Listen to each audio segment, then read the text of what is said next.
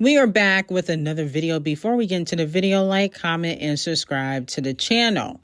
Now, Cardi B has seen the backlash of, her, what was it, her SNL performance and how people were saying that she was stiff. And here's another Coke rant. How many rants has Cardi B going on this year? I think this is her 7th Coke rant.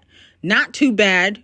Usually be like, 30 within a week. But this is her 7th Coke rant in regards to the SNL performance. I feel like I could have went just a little bit harder. Not a little bit harder, but like, I don't know what it is, guys. I've been having so much anxiety.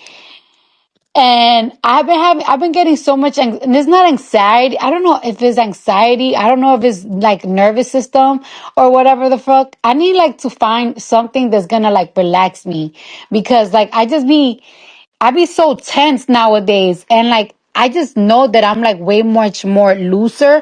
But I think once I start like performing every single day in front of a crowd and in front of people, I will be like less shy, because out of nowhere, like, for some reason, while I was performing, I was shaking. Like my nerves were so bad. Like I was shaking, and then it's like, I like my feet just got grounded. Like I was just like so nervous, but I feel like that's gonna go all away.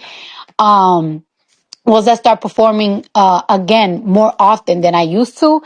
There's a lot of choreography and a lot of amazing things in on the tour, and I'm just ready to go. Like I'm just so anxious to get like the first couple of days out the way. Like I'm excited to see like what it's like to be living in a bus for the past 2-3 months. Now, let me know how y'all feel about that. She says that she was struggling with anxiety and, she was nervous, and that's why she couldn't perform very well, at SNL. But not only that, it seems as though Cardi B and Stefon Diddy are having some issues, because it has been reported that he has brought his side chick or bestie, which used to be off the cheat side chick, to his Super Bowl game. So Pre is her name. Very beautiful girl, by the way. Very beautiful brown skin girl, was at Stefon Diddy's, practice game. And then Tasha K posted a video of her kind of dancing on Stefon Diddy. I don't know if this is recent, but if you don't know who Pre is, Pre used to mess around with Off the Cheat. And allegedly she got pregnant and got rid of the baby. Cardi B kind of confirmed it, I think, last year or the year before. And with that being said, it seems as though Stefon Diddy and Off the Cheat have similar tastes. Like they both mess with the same type of girls. Now, people are saying that she's just friends with Stefon Diddy. I don't believe that Stefon Diddy can be friends with any woman. And in a recent interview that Cardi B did, she didn't seem so pleased with Stefon Diddy. Inspiring message for Stefon before the game. One inspiring message for him. Good luck. How we celebrate? And people were saying, allegedly, during several other interviews, she avoided talking about Stefon Diddy, which is unusual for Cardi B, considering that she used to brag about him. But there's been some speculation that he has brought his side chick to the Super Bowl, and that's why she is pissed off. So let me know how y'all feel about it. Here's my thing with Cardi B.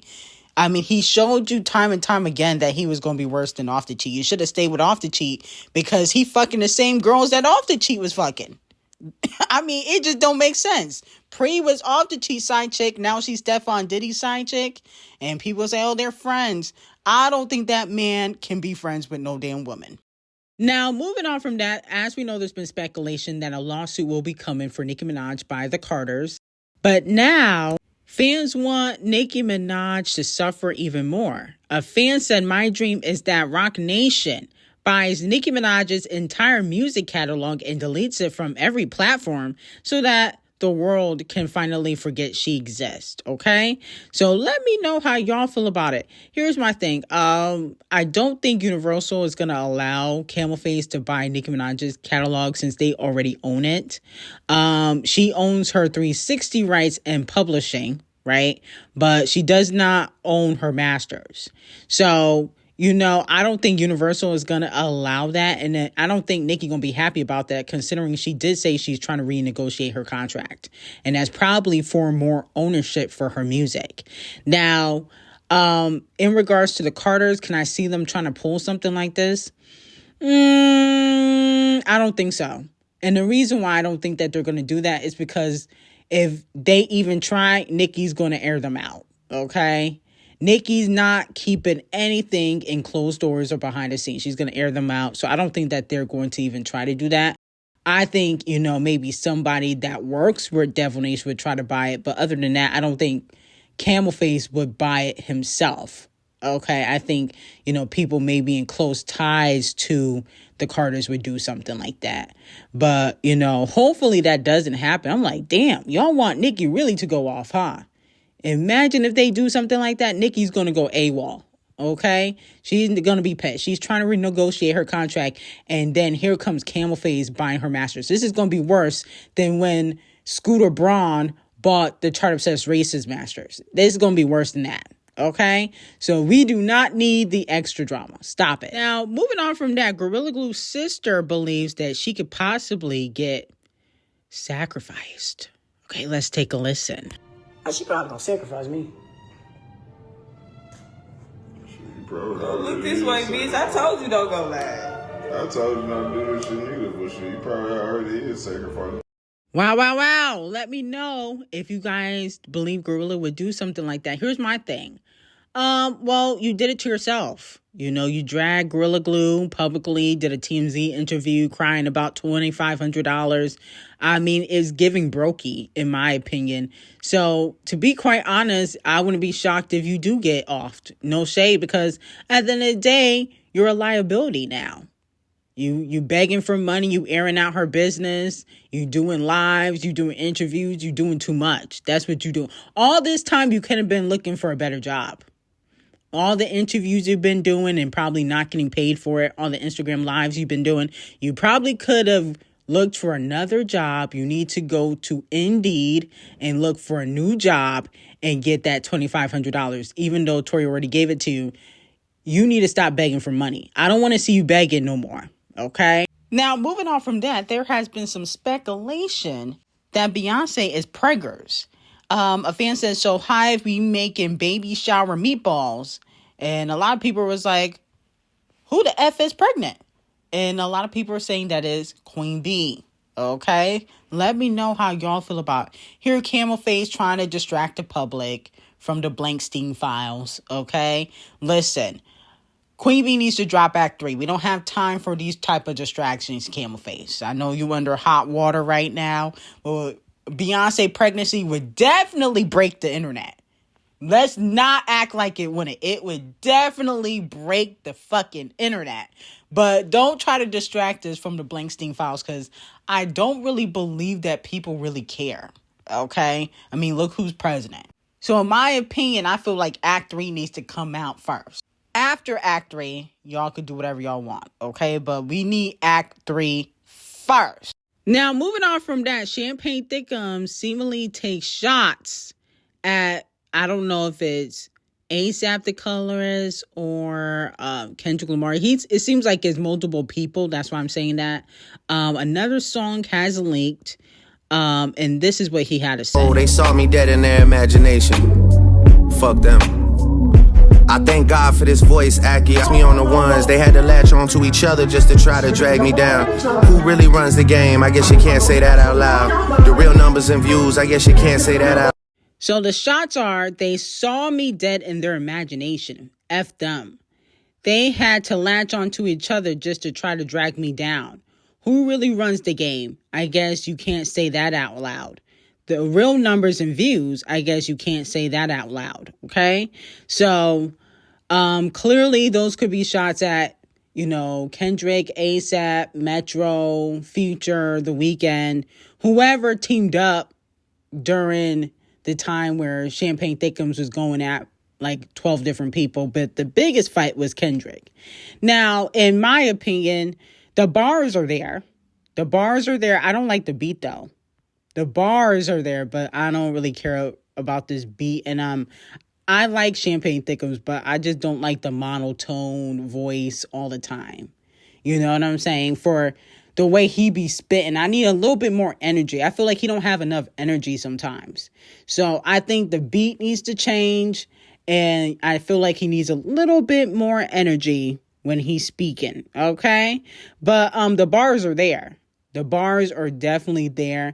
And I feel like he might be possibly dropping soon because a lot of these leaks have been dropping the last few days, and I think he's behind it. I don't think that you're just leaking onto the internet. I think he is behind it, and he could be teasing his return pretty soon. So far, in my opinion, I said this on X, Don Toliver has the rap album of the year so far. A$AP the Colorist couldn't really compete, and J. Cole was a bore, no shade. But Don Toliver has the best rap album. Will Champagne Thickums be able to knock Don Toliver off his spot? That is the question. And Don Toliver's not flop. He's going number one. His first number one, but he's going number one. And he's making way more noise than A$AP the Colorist. A$AP the Colorist had not released an album like 7 years, but nobody really cared, okay? Because his album came and went. Let's just be honest, we're not talking about his album. Don Toliver is making noise. Now, it has been reported that allegedly Halle Bailey threw Doodle Garbage's clothes into the trash after her new boyfriend, Scotty Bridgeway, got insecure about her wearing them. And then Doodle Garbage kind of alluded to it on stream. So let's take a listen to what he had to say. People with brains understand like where my clothes came from. It wasn't from the P.O. box, it was from... So I guess she put him like in a trash bag and dropped him off at his house, or have somebody drop him off at his house, whatever. I mean, I don't think that's wrong. I mean, if your new man don't want you wearing your old man's clothes, I don't understand what's the problem. I don't get why, people feel some way about Haley putting them in the trash bag. I mean, where else she was going to put them? Was he going to get a Louis bag? No, you're going to put them in the trash bag, or give them to the Goodwill. That's what I would have done. So I don't understand, what the hoopla is about. People be dragging and acting like she did something wrong. I think she did the right thing. Because to be quite honest, I would have thrown them out. No shade. Fuck giving them back. I am not Kalani. I'm not folding up shit.